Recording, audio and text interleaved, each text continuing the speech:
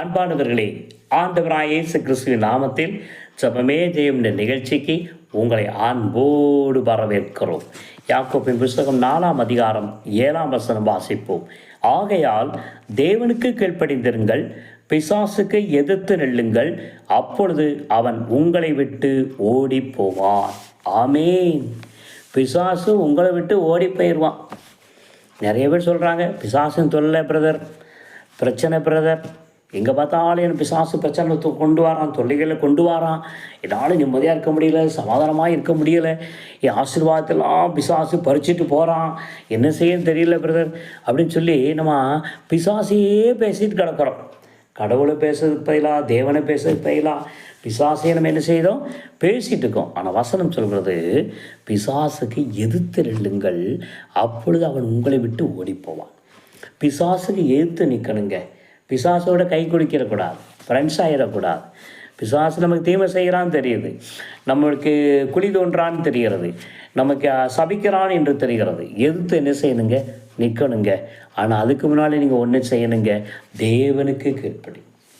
தேவனுக்கு கீழ்ப்படிந்து பிசாசை எதிர்க்கும் போது அவன் உங்களை விட்டு ஓடி போவான்.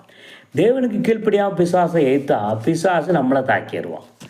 அவ்வளோதான், முடிஞ்சு போச்சு. அப்போ என்ன செய்யணுங்க, ஆண்டவருக்கு கீழ்ப்படிங்க, எஜமானருக்கு கீழ்ப்படியணும். நம்முடைய படைத்த ஆண்டவருக்கு கீழ்ப்படியும் போது பிசாசின் சக்திகள் உங்களை ஒன்றும் செய்ய முடியாது. செய்வனை பிள்ளை சூனிய மாந்திரியங்கள் உங்களை ஒன்றும் செய்ய முடியாதுங்க. ஆமாங்க, ஆண்டவருக்கும் அவருடைய வார்த்தைக்கும் கீழ்ப்படிவோம், பிசாசை எதிர்த்து நிற்போம், அவன் நம்மை விட்டு ஓடி போவான். ஜெபிக்கலாமா? அன்பின் பிதாவே, நல்ல வேலைக்காக நன்றி செலுத்துகிறோம். தேவனுக்கு கீழ்ப்படுகிற ஜனங்களாய் எங்களை மாற்றுங்க.